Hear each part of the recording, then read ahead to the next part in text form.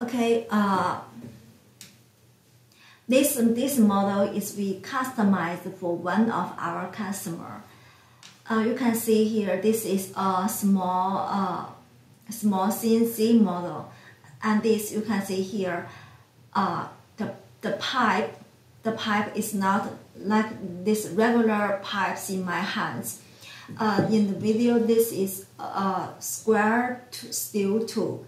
That's why we customize the shape of the molds into square shape, so that to make sure our customer can crimp this kind of square tubes very tightly.